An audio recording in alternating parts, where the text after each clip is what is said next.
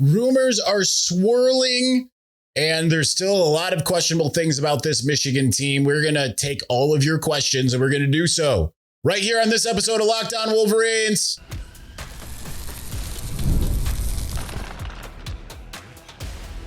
You are Locked On Wolverines, your daily podcast on the Michigan Wolverines, part of the Locked On Podcast Network, your team every day.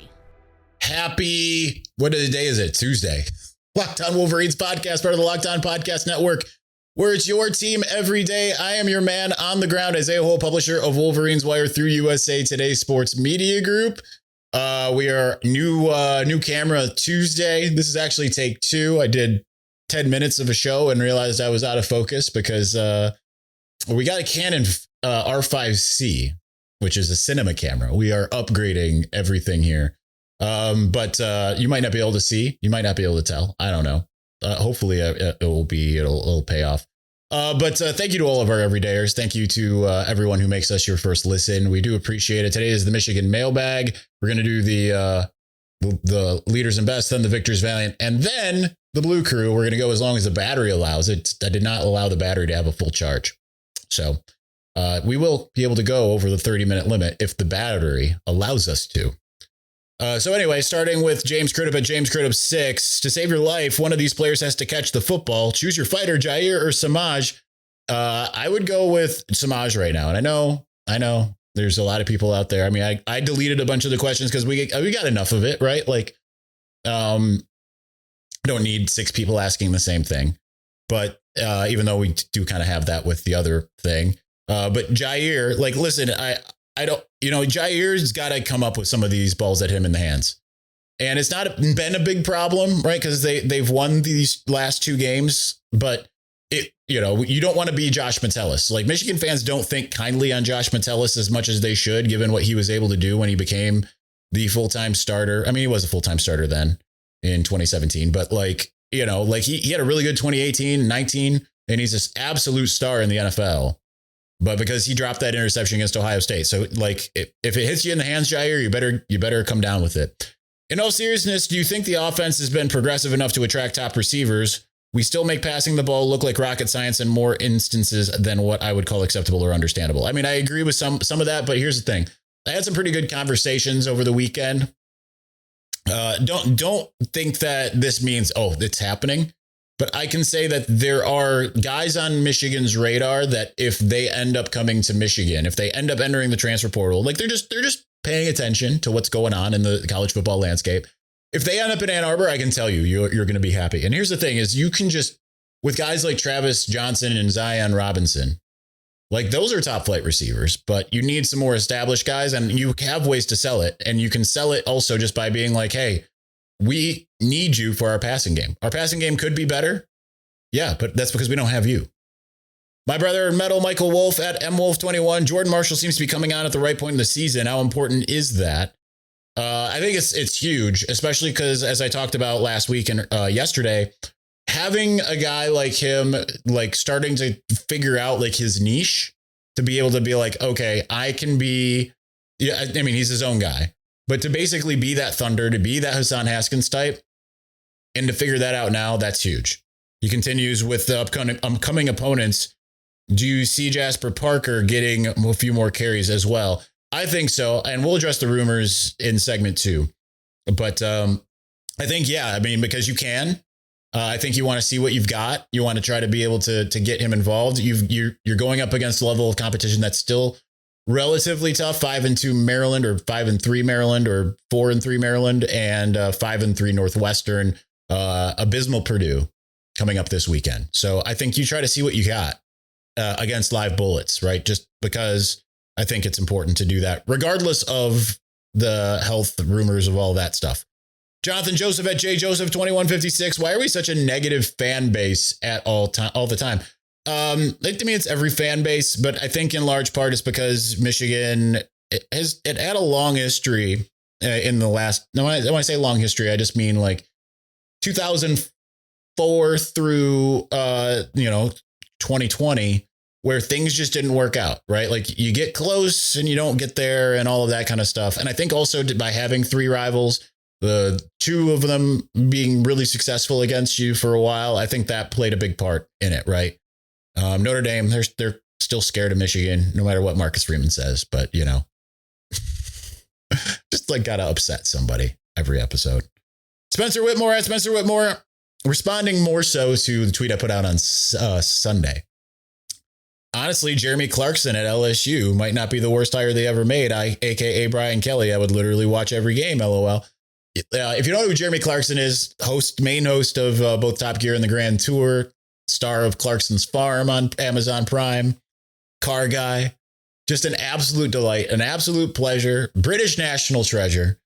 I think they should go all in. Like in Top Gear and Grand Tour, they often had these little, challenge type things, right? Have Jeremy Clarkson at LSU, Richard Hammond at Florida, and put James May somewhere. Kentucky. I know that job's not open, but I would watch every game that all three of those coached. It would be amazing. But yeah, I that's just pure entertainment. Finishing us out in segment 1, my buddy Josiah. Yeah, I got one. How will this affect Lando Norris's legacy?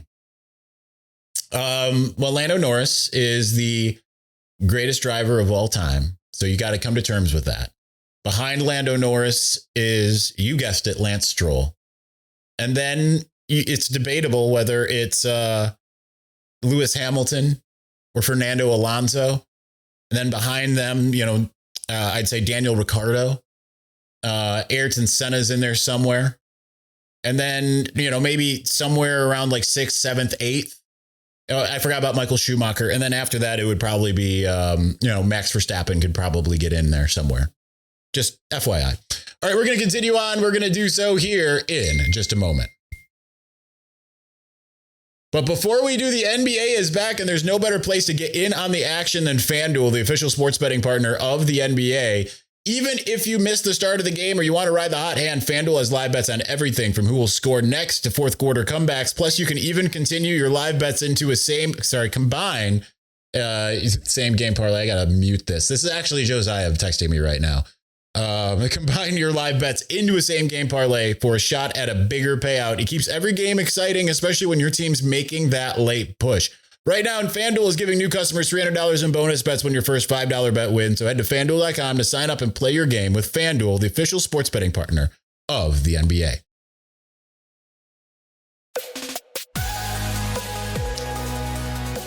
All right, I don't know if I said this. I said this in the first take before we started over.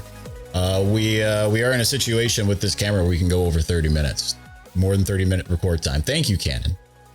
I really wanted to wait and get part of me wanted to get the up and coming R50 that's coming out, which is like the Sony FX3. But as someone who takes pictures as well, I just didn't even know the R5C existed. So nothing like dropping several $1,000s on a Tuesday. But all for you, all so that things look better, feel better, even though I don't know how many of you care, but still. There will be a lot of other bonus content stuff that's going to be coming out. We're going to be doing some like day in the life stuff. And my personal channel, Isaiah Hole, is not necessarily going to be all football centric. So look forward to that. But we'll still have some football stuff there, but it's going to change, right? Like we're not going to have the faith podcast, but there will be like faith episodes is kind of how that's going to work now that we got the cinema camera. Let's start off here with our Victor's Valiant. Let's start with John Diadamo over the voice of college football. Can we expect to see more use out of Deacon Tonielli and Zach Marshall against Purdue after they did well versus Washington? Man, I hope so.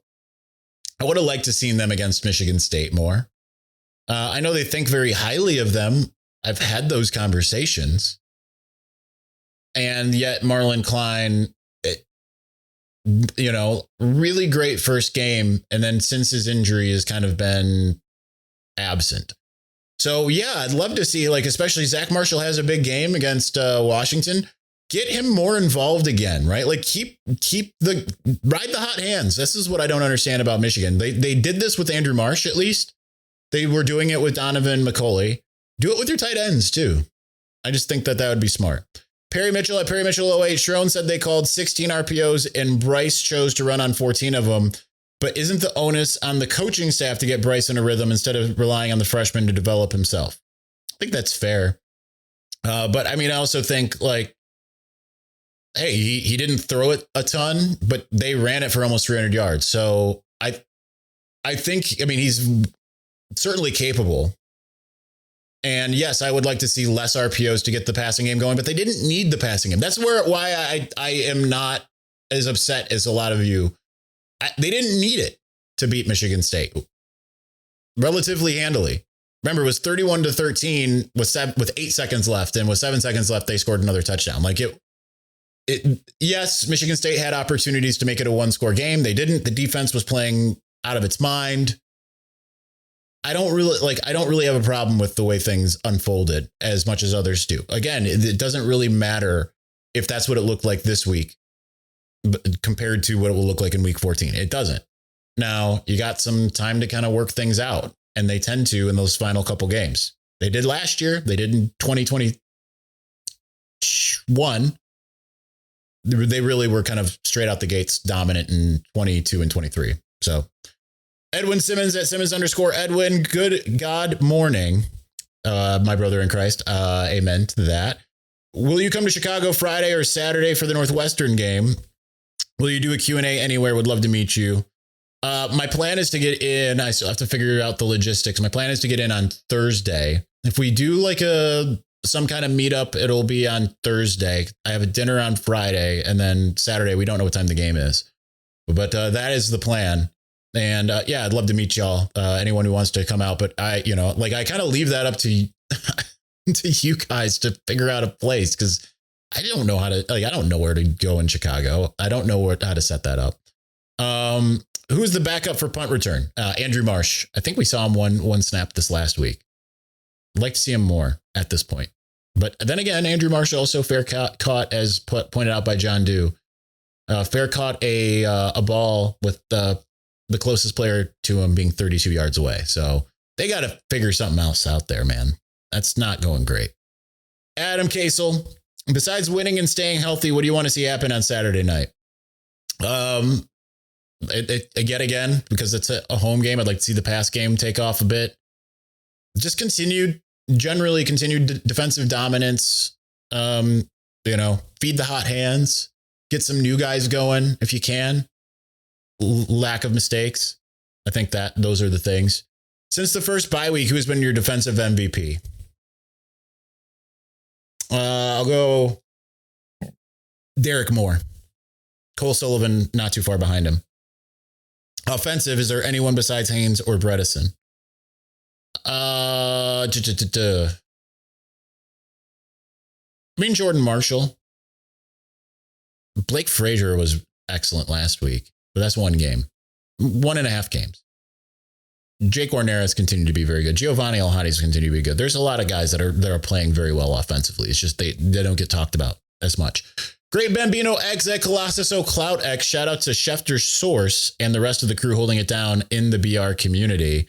We have a few games to hone in on concerned areas before the game. Where do you think the biggest strides need to be made in order to beat Ohio and make the college football playoff? Continued defensive, like to see even fewer lapses than like what they had against Michigan State, the big run. But I think ultimately that's the most important one. And then offensively, show that you can move the ball when you really want to, not just when you need to. And sometimes they don't do it when they need to, but just like show that you can. Just be consistent, just more consistency. Get third down. I think if they can figure out a way to be better on third down, because I feel like that's what's missing compared like against Michigan State in 2023 in East Lansing. It wasn't like Michigan was just killing it on every down. The difference was they'd get to third down and they'd convert every single time. That's where they need to get better. Clark at Blue for Life 8. Do you think Coach Morse celebrates too much on the sideline during the games? I like the emotion and passion, but at times it almost seems like too much. No, I don't have a problem with that. I think it's fine. As long as he's not like, I think Jim Harbaugh got a lot more even keeled. Like Jim Harbaugh wasn't as much of a celebrate guy as much as he was getting the ears of the ref guy. And he stopped doing that, because of the penalties against Ohio State in 2016. I have no problem with the Sharon. I think that's one of the reasons why the players really like him. I think that's a big thing. All right, finally, here we go. Narrative pusher at 24/7 Rumor King. Did Justice break his foot or was the boot just a precaution? I honestly don't know.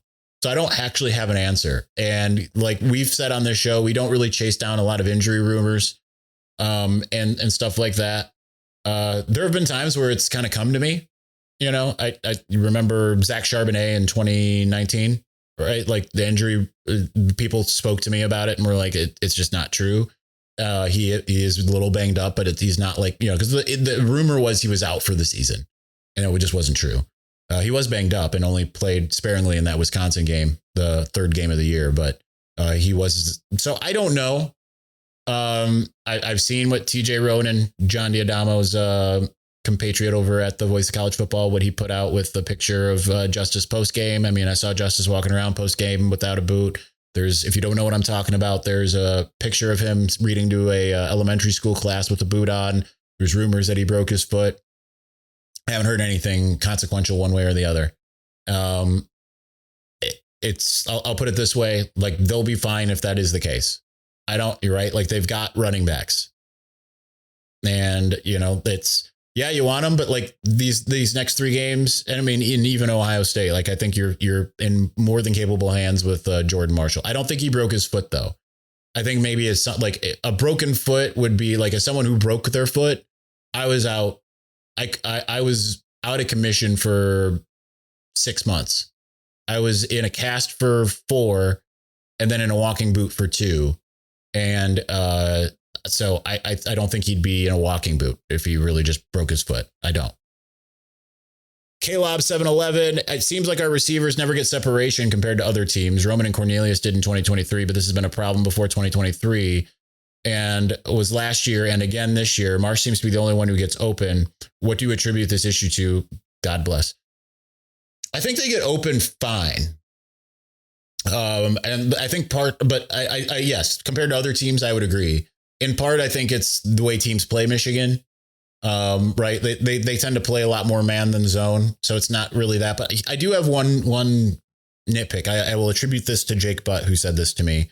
And I was like, you're right. And once you see it, you can't unsee it. Michigan wide receivers tend to not sprint out of their breaks. They tend to just jog. And you could see that at times, especially early in the season with Donovan McCulley. But like when you watch Ohio State, those guys are like, they're off the line as fast as they can in a full sprint. Michigan receivers seem to just kind of jog out of their sprints. Once you see it, you can't unsee it. So I'd like to see that happen more. I'm not the one at William Cawthorne 9. Is this Michigan team getting better? Hard to say. I think yes, but like it's not consistent enough. I think that's the bigger question. Is this Michigan team getting more consistent? That I don't know. Is it getting better? Yes. But it's a young team and it's hard to ask for consistency. Am I wrong for not wanting this team to make it to the playoffs? I feel like it wouldn't be a good showing. I think I actually had this conversation with my best friend yesterday. In part, I'm with you, but at the same time, I think it's good to get there. I just don't care about the playoff the way that I used to. I would be absolutely fine if they just went to the Citrus Bowl this year. That's just me. I mean, get an intriguing matchup. I know it doesn't matter, but like I would rather them play Texas in the Citrus Bowl than go and play some playoff game. Like you want them to be in the fight and have a chance. Yes. I feel like they're a year away and I almost would rather they have the fire lit up under them to be like, we need to be better than what we're doing right now. Why is Sharon not letting Chip do the job he's paid to do? I believe he is. I just think he's calling a lot of RPOs. So you're just not seeing. I just think that Chip's doing what he wants to do. And I just think that that's a lot of RPOs. David Pruden at Dave H. Pruden. How's your hand feeling? Praying for your recovery. Jesus loves everyone. Thank you. God bless. And it's doing better and better. Yesterday, it was really painful. Still got the wraps on it. But I kind of overused it at the game on Saturday and I was like, oh no, because like it started to throb. And then by the time I got home, I was like, I have full movement because I couldn't, if you're watching on video, I could not make my hand flat just 4 days ago. I could not, like now I can make a fist. I couldn't do that 4 days ago. So if you're watching on video, I broke my hand right here. my middle finger knuckle on the ring finger side. But what's really been in pain has been my index finger and all through there. But that still sometimes bothers me. But right now it feels pretty good. It feels like I don't even need a wrap on it. I say that, but if I take the wrap off, then it starts to throb. So do you think we continue to see the same defensive production from the last 2 games moving forward? Purdue's going to be a pretty big, that'll be interesting because they've got a really good offense. If they can really shut down the Purdue offense, then I think they'll be in a good shape. But we'll see. I think like Ohio State hasn't exactly played a lot of prolific offenses, and they did kind of similar to Washington and what Michigan did. So it'll be really interesting to see just going forward. Nunya Biz at U of M fan for life. What is with our tight end game plan? Last week against Washington, they were featured and the offense looked great. And last week, nothing, and it showed. I'm with you. I don't know. I think sometimes Michigan still has a tendency to outthink itself.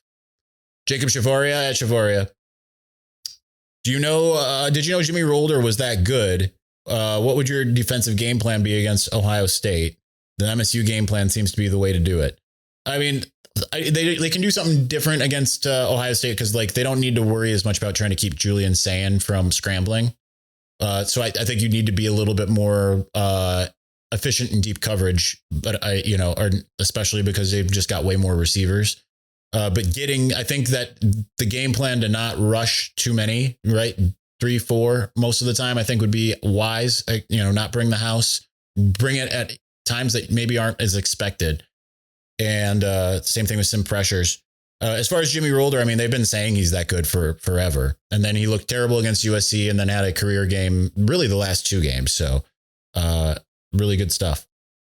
Wolverine Warrior at Wolverine Champ 1. It appears that when the coaching staff game plans heavy run or passing offense does not have quality opportunities, you think they're focusing on the run too much.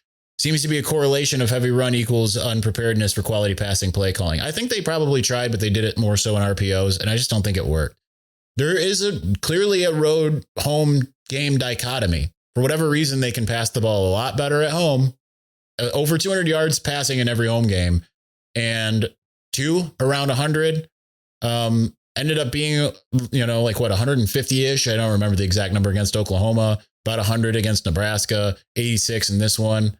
And then what was the other road game? USC, where it was close to 200, but not exactly good. So I think there's that. I think they just we'll see what it looks like this week. And if that's the case, then you better figure it out because you got 2 road games left here.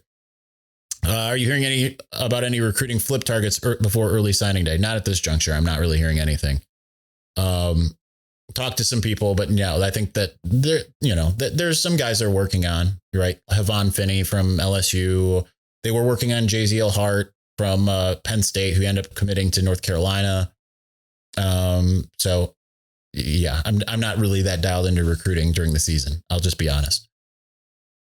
Jared Book at Book's World. Hey, Isaiah, any merit to the Justice Haynes news? I mean, where there's smoke, there's fire, tends to be the case. But again, I wouldn't freak out too much until we have a reason to. I mean, Sharon, if he was out for the season or something like that, Sharon would have said that when he was asked about it in a radio show. Let me put it that way. Because he always is upfront with like, yeah, he's going to be out for a long time. He's just like, oh, we'll see. That's usually like, we'll see. It tends to be code for, yeah, injured, but we'll find, we'll see how it goes. Now, how does it affect the offense going forward? Given that he's already been injured, I don't think it affects it. I think we pass more just based on the Washington game as evidence. But I mean, they ran with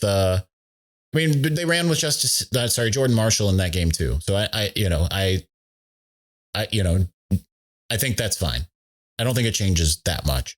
Ethan McClelland at Ethan McClelland 13. Should the lack of passing this past week against Michigan State be a cause for concern? No, I don't think so. For all the reasons I already said, especially as we play stronger opponents like Maryland and the Buckeyes. I mean, Maryland is more of a defensive thing, right? Like, unless the defense just completely falls apart and you need to go tit for tat with them, I'm not that concerned about the Maryland defense. Ohio State, I am. But no, I'm not that concerned yet. Again, they tend to find that extra gear in the final month. Ramez Herrick at Ramez Herrick. Is it safe to say that Newsom and Bellamy are off the hot seat? I wouldn't say it's safe. Are the buyouts to coaches plus signing new ones plus pay as buyout will hurt these teams? It doesn't seem like anyone is mentioning that, as they mentioned, they will be crippled by the $30 million fine. Well, number one, Trevor McHugh reported that the fine has been covered, so that's good. But no, I don't think like I think they all pretty much signed 2 and 3 year contracts. So I don't think they have massive buyouts if that's the case. Finishing us out, Nunya Biz at U of M, finishing out segment 2 rather. Nunya Biz at U of M fan _ for life. I know you said you would never call for a coach's head on this show, and I'm not asking you to. You don't have to name the position. That being said, how many coaches would you replace this offseason if you could? I'm saying 2 for sure, but leaning towards 3. I'm with you, actually. That's where I'm at. I could see 4, but that's where I'm at. All right, we're going to continue on, get to the Blue Crew. As long as the battery goes, I can't see how far. Oh, is it empty? Is it not empty? I can't see this far away. I'm not wearing my glasses. Tiny little screen. Need an actual monitor. We'll get to those here in just a moment. But before we do, college football is back, and I could not be more excited. The tailgates, the rivalries, the energy in the stands, there's just nothing like it. But let's be real, actually getting tickets can feel more like a battle than the game itself. Endless queues, hidden fees, prices jumping at checkout. That's why I use Game Time, the app that gives the advantage back to fans. It's the easiest way to score last-minute tickets at the best prices with no surprise fees. What you see is what you pay. I pulled up Game Time, and in just a few taps, I saw amazing deals. I'm talking about your favorite college football games for as low as $25. The app makes it super simple. I could even see the exact view from my seat before buying. I love zone deals too. Pick the section, Game Time picks the seats, and you save big. So take the guesswork out of buying college football tickets with Game Time. Download the Game Time app, create an account, and use the code LOCKEDONCollege for $20 off your first purchase. Terms apply. Again, that's code LOCKEDONCollege for $20 off. Swipe, tap, ticket, go. Download Game Time today. I'm going to look here. 1 bar left, but I think these batteries are a little bit different than the ones. I had to buy a separate battery. But like I said, I didn't really charge it. We're going to go as long as we can. What we're going to do. Mark Zimmerman at Mark Z402. Good morning, my brother in Christ. And good morning to you as well. Even, it's afternoon, but I'd say good morning all day. Seems like every game we start out trying to run with the 12 personnel, and then they load the box. As soon as they spread out, we begin to run all over them. It's a lot like our defense blitzing a lot and then goes back to basic fronts thoughts. They've had games where they haven't, right? Like at USC, I would rather they try to run into a loaded box than go 3 and out with 3 straight passing plays. That's where I'm at. It's like they have to learn the same lessons over each time. I think they just need to be smarter with how they script games. I would do something misdirection wise to start out, or play action. They know you're going to try to run the football. Play action right away. Play action boot game is incredible. C. Henry at CN313. Development at wide receiver is Goodwin falling out of favor. I mean, he played a little bit, but he was dropping the ball as much as Semaj before he kind of fell out there. What is the reason for the Semaj slump? The yips, I think, right? Like, I just think at that point, he's in his head. Marshall and Parker may have to handle heavier load. Is Parker particularly ready for that yet? I think at this point, he's 2/3 of the way through his first college football season. So, yeah, I think he could be. Michigan Football Ultimate Fan Page at Michigan_fans. Is the museum at Shem still open to the public? No, it hasn't been for a while, and there's no plans for them to open it up, from what I've been told. Jackson Carmoni at MGoJax. What is your level of concern with the passing attack? I know we got this a lot, but I understand MSU was never going to stop the run, but I disagree with throwing the ball so little against really bad passing attack. Need to keep your quarterback, wide receivers, and tight ends happy and engaged. I think they were plenty happy and engaged. I just think it wasn't working. MSU, I don't know what they were doing that was different. And Bryce had happy feet. That's part of it. When he did pass, he wasn't his exact person. Maybe the rivalry got into his head a little bit, knowing like, oh, they're going to hit, they're going to do these things. I don't know what it was. I'm not that concerned. Win games. That's the important thing, right? Like, it's not like they haven't been passing the football generally, not passing, that was their worst passing game of the year. That doesn't mean that next week will be just as bad, right? Just win games. That's the important thing right now. And the rest will work itself out. Ethan Smotherman. I know we have an easier rest of the season heading into the game. What do you think our chances of winning out are? It says end record prediction playoff chances. Right now, I have a hard time predicting them to beat Ohio State, but I'm also recognize that, I think they'll win every game getting into that game. I think, it's going to take everything to beat Ohio State. I'm not as confident in it as I was before because I've seen too many inconsistencies on both sides, or in all three phases. Let's just say that, all three phases. They've got to play a much better game than they've played to this point this year. Granted, they didn't, they played the only game that they played that looked like good last year before they played Ohio State was the week before against Northwestern. So it just has to happen sometime before then, because I think that the chances of you suddenly playing a perfect game against Ohio State is low. They've got three opportunities to do it. I want to see that killer instinct maybe this week against a bad Purdue team. Michigan 2025 at Michigan fan 4180. When do they finally bench Semaj? I don't know that they are, clearly. Justice Haynes had to physically push him out of the way. Yeah, that was pretty egregious. He is actively stopping their own plays with drops, being in the way, etc. I think they are seeing things from him in practice that we're not seeing. And I just think with that, like, they're going to let him figure it out. And I agree with them when they say we're going to need him. Right. So it's not like it's like, well, bench him for who? Like the closest similar guy is Amarian Stewart. He's out for the year. I'd love to see some Anthony Simpson. I don't know what happened to him. Is he still on the roster? Maybe we should check that.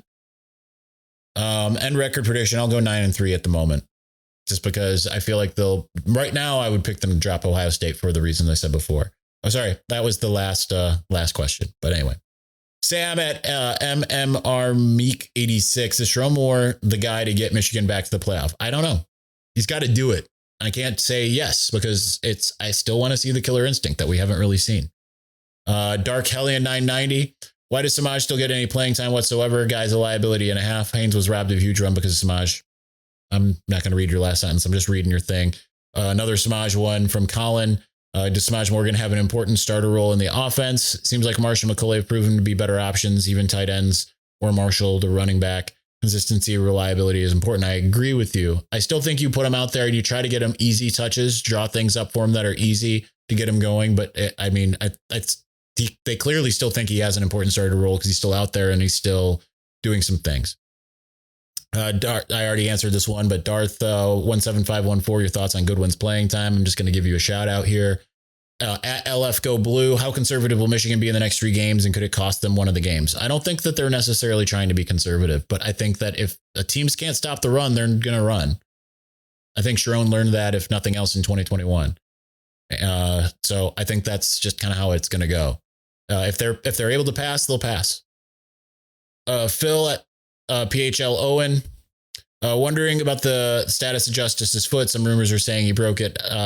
And he won't be back until OSU. If he broke it, chances of him playing at OSU are not likely. Again, I don't know. All right, battery's getting low. I can see that it's flashing at me. So let's do 2 more. Uncle Rico at Bearded Uncle. Why are fans acting like this season is worse than last year? I don't know, man. It's expectations. It's probably my fault, honestly, for saying 10-2. I think I said 9-3 or 10-2. They're on track for 9-3, right? But I think it's just, it isn't looking sharp and people wanted it to look sharper. Let's see. Stephen A.L. Does Michigan have a current defensive assistant who would be ready to take over as a defensive coordinator running the Amoeba defense if and when Wink leaves? Yeah, I would go with Lamar Morgan. Let's try to do one more. Mama Wolverine asks, why did Michigan really drop its sign gate appeal against the NCAA? In other words, is it over finally? Yes, it is, supposedly. And I haven't asked Connor this directly. He's still keeping his appeal on. But yes, the fine's been paid. I don't know why they decided to. When I've asked some people, they haven't had any good answers, but they are. So it is what it is. And let's see. Is there anything else here that I really want to get to? Nope, that's it. Anyway, not much over 30. But again, didn't charge the battery, but we'll be able to go over 30 regularly. Thank you for watching. Thank you for listening. We will talk to you again tomorrow, assumably with Jack Tuttle. See you then. Peace.